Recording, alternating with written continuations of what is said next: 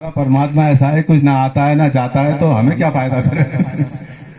हमारा मन कर रहा है भोग लगाने को, तो वो ना खाएगा ना पिएगा, कुछ नहीं करेगा। तो उन्होंने क्या ऊधो मन ना बीस, हमारा कन्हैया कम से कम हमारे लिए चोरी भी कर लेता है। हम कह रहे हैं नाचो तो नाचता भी है, जो हम कहते हैं वो करता है। तो इससे बढ़िया परमात्मा कौन सा होगा। बोले हमें तुम्हारा परमात्मा नहीं चाहिए, है ना। ऊधो मन ना भय 10-20, है नी। एक हो तो गयो श्याम संग, एक ही था वो श्याम के संग चला गया। को आराधे ईश, अब कौन से भगवान की पूजा करें क्या भाई। अब तो वो एक ही की पूजा है। तो इसलिए हमारे यहाँ साकार उपासना भी चली, है नी, जिसे पुष्टि मार्ग भी कहते हैं, कि हम भगवान के किसी स्वरूप को अपना बना लेते हैं, भोग भी लगा रहे हैं, उनको वस्त्र भी पहना रहे हैं, नी, उनके सामने नृत्य भी कर रहे हैं, है नी, उनकी भोग आरती भी कर रहे हैं। तो ये सब तो ये साकार रूप चला। तो ये गोप्य भाव, ये भक्ति का भाव है।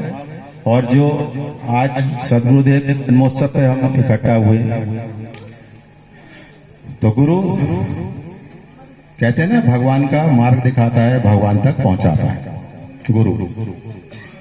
दूसरा काम भी गुरु करता है कि वो तुम्हें अपना ज्ञान भी कराता है, आत्म साक्षात्कार, कि तुम कौन हो, समझ गए नहीं। गुरु वो भी बताएगा, परमात्मा से ही मिलाएगा।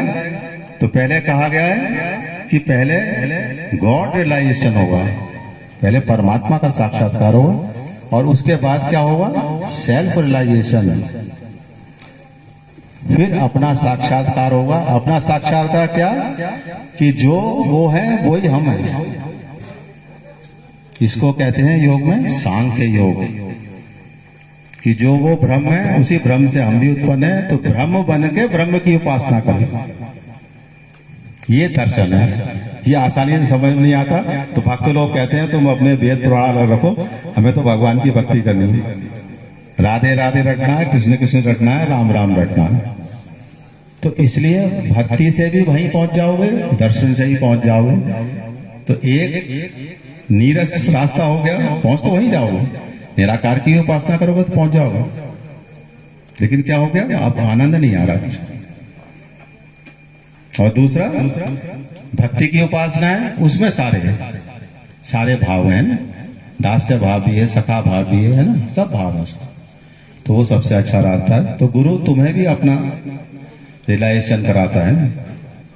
तो उस पर भी वो हमारे गुरुदेव शेर सुनाया करते, अपना आधा शनाश बन, मतलब तू अपने को निर्बल क्यों समझता है जब तू परमात्मा के अंश है नहीं। तो अपना आधा शनाश बन, अपना जमाल भी तो देख, तुझ में कमी है कौन सी, तुझ में कोई कमी नहीं। तो गुरु यही ज्ञान कराता है कि तुझ में भी कोई कमी नहीं है। क्यों भाई, इसका ज्ञान जब वो कराता है, और जो वो भक्ति मार्ग, साधना मार्ग, जैसा भी वो बताए करोगे तो कहीं से कहीं तक पहुंच जाए। तो अपना आधा शनाश बन, अपना जमाल भी तो देख, तुझ में कमी है कौन सी, तुझ में कोई कमी नहीं।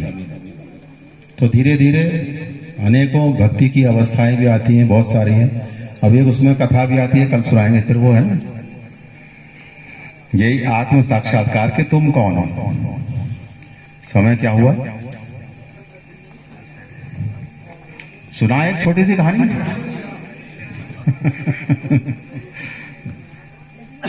आत्मकथा बहुत छोटी सी कहानी है। राजा जनक, जिनकी पुत्री थी माता सीता, जो जानकी कहलाती थी, समझो भाई नवीन।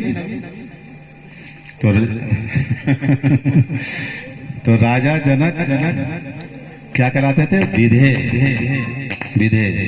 और दूसरा एक है नी, एडजेक्टिव आता है, विशेषण जिसे कहते हैं राजर्षि। तो जो राजा आध्यात्मिक तरफ की तरफ जाते थे, है नी, परमात्मा की तरफ चलते थे, ब्रह्म ज्ञान, उनको क्या कहते थे, राजर्षि। और जो सन्यास धर्म की तरफ चले जाते थे वो क्या कहलाते थे, महर्षि, ब्रह्मर्षि, है ना।